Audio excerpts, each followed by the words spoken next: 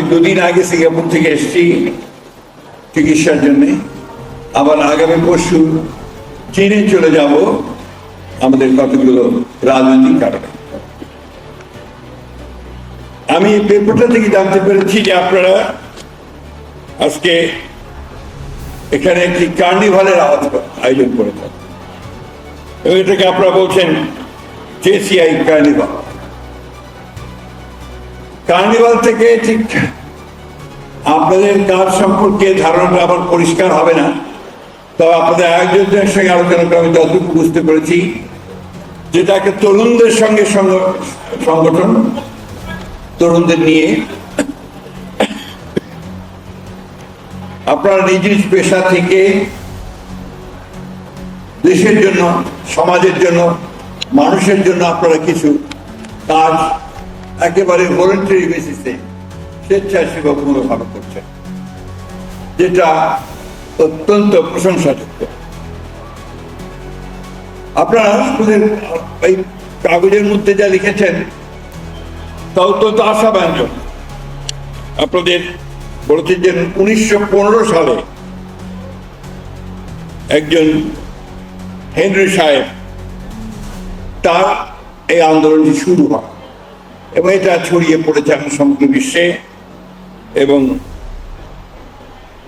বাংলাদেশেও একটা প্রায় 2500 সদস্য নিয়ে প্রায় 44টি ইউনিট নিয়ে আপনাদের এই সংগঠন। আমি কাগজটা পড়েছি, এই কাগজটা পড়ে আমি দেখেছি যে আপনারা যারা এর সঙ্গে কাজ করছেন তারা নিজেকে গড়ে তুলছেন আদর্শ বিশ্ব নাগরিক হিসেবে, দেশের নাগরিক হিসেবে। প্রিয় বন্ধুগণ, বন্ধুগণ সেই জন্যে যে আমরা আসলে সবাই পরস্পর বন্ধু হতে চাই এবং বন্ধুত্বের সম্পর্কটা হচ্ছে সবচেয়ে কাছের সম্পর্ক। আপনারা জানেন যে আমি একজন রাজনীতিবিদ, পলিটিক্স করি এবং কোন দল করি সেটা আপনারা জানেন, কিন্তু আজকে আমি আপনাদের সামনে রাজনীতি বা পলিটিক্সের কথা বলতে আসি। আপনাদের সামনে আমি যতক্ষণ কথা বলবো এটা এখানে থাকবে, চুপ করে যাবে। আমি আমার দেশের কথা বলবো, আমার মানুষের কথা বলবো, সেই সঙ্গে আপনারা যারা আজকে তরুণ, যারা আজকে এই দেশ সম্পর্কে চিন্তা করছেন, ভাবছেন এবং দেশে পরিবর্তন আনার জন্য অতীতে কাজ করেছেন, এখনো কাজ করার কথা ভাবছেন, তাদের সম্পর্কে আমি দু একটা কথা বলতে চাই। প্রিয় বন্ধুগণ, বাংলাদেশের জন্মের ইতিহাস আমরা জানি, আমি সেটা রিপিট করতে চাই না, শুধু একটা কথা উল্লেখ করতে চাই যে আমরা একটা দীর্ঘ 9 মাসের যুদ্ধের মধ্য দিয়ে, যেটাকে আমরা বলি মুক্তিযুদ্ধ, অর্থাৎ বাংলাদেশে এই ভূখণ্ডকে আমরা আলাদা করে বের করে নিয়ে এসেছি। আমাদের এই জনপদের মানুষগুলোর জীবন, জীবিকা এবং একটি জাতি হিসেবে টিকে থাকার উদ্দেশ্য। এরপরে 56 বছর গেছে। 56 বছরে আমরা জোর গলায় বলতে পারছি না যে আমরা এই 56 বছরে খুব ভালো করেছি।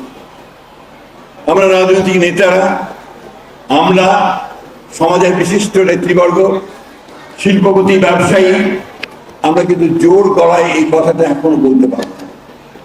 এখনো আমাদের মাথা পিছু আয় অনেক কম, আমাদের জিডিপি অনেক কম, এখনো আমাদের মানুষেরা প্রায় 42% মানুষ দারিদ্র্য সীমার নিচে বাস করেন।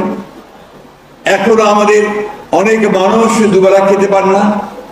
এখনো আমাদের এই শহরে ফুটপাতে মানুষ শুয়ে থাকে, পড়ে থাকে, পরিবার নিয়ে, তাদের মাথা গুঁজার ঠাঁই নেই। এখনো আমাদের অসংখ্য ছেলেমেয়েরা, শিশুরা তারা লেখাপড়া করতে পারে না, তাদেরকে শ্রম বিক্রি করে বেঁচে থাকতে। এই যে একটা দেশ, এই যে সমাজ, এটাকে পরিবর্তন করার জন্যে আমরা বহুবার চেষ্টা করেছি। আমি কোনো নির্দিষ্ট দল বা ব্যক্তিকে দায়ী করতে চাই না, but it's a total failure on our part. আমি মনে করি এটা আমাদের ব্যর্থতা। আমি সিঙ্গাপুরের থেকে আসলাম 2 দিন আগে। একই সময় প্রায় সিঙ্গাপুরও মধ্যপ্রাচ্য থেকে বেরিয়ে এসে স্বাধীন হয়েছিল। আজকে সিঙ্গাপুরে গেলে মনে হবে যে সিঙ্গাপুর একটা সবচেয়ে উন্নত দেশের মধ্যে একটি, যেটা তার নাগরিকদের, তার মানুষদেরকে ন্যূনতম সুবিধাগুলো দিতে পেরেছে।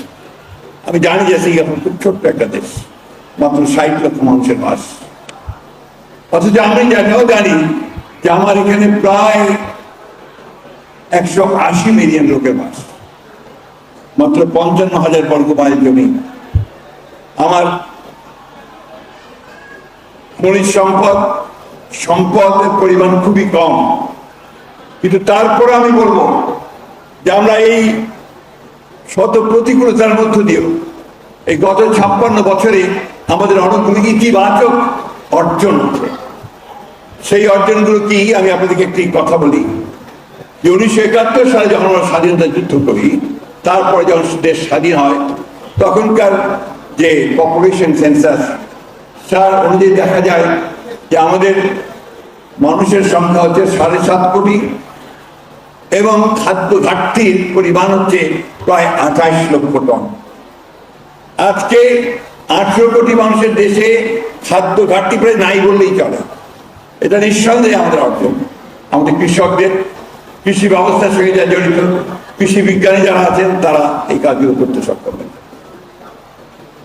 এরপরে আমরা দেখেছি যে আমাদের তরুণদের একটা বিরাট অংশ তারা নিজেদের উদ্যোগে তারা কাজ করছে, ব্যবসা করছে, ব্যবসা প্রতিষ্ঠান গড়ে তুলছে, কারখানা গড়ে তুলছে এবং এমনকি গ্রামে কৃষিকাজের সঙ্গে জড়িত হয়ে সেখানে কৃষি উৎপাদন বৃদ্ধির চেষ্টা করছে। এগুলোকে আমি নিঃসন্দেহে ইতিবাচক দিক বলি। আমি যখন দেখি যে আমার গ্রামের রাস্তায় একটা মেয়ে সাইকেল চালিয়ে ড্রেস পরে স্কুলে যায়, তখন আমার মনে হয় যে না, অবশ্যই বাংলাদেশে গিয়েছে।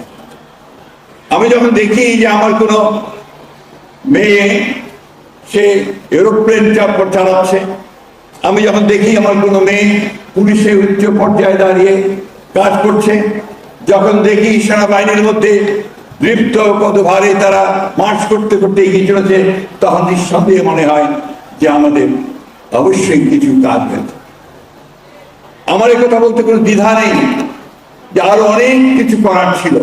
অন্তত ওই যে 42% মানুষ যারা দারিদ্র সীমার নিচে বাস করছে, তাদের দারিদ্রকে দূর করে তাদেরকে ওপরে টেনে তোলার কাজটা আমরা করতে পারি। আমি আজকে এই সূত্রে একটি কথা না বলে পারবো না যে আসলে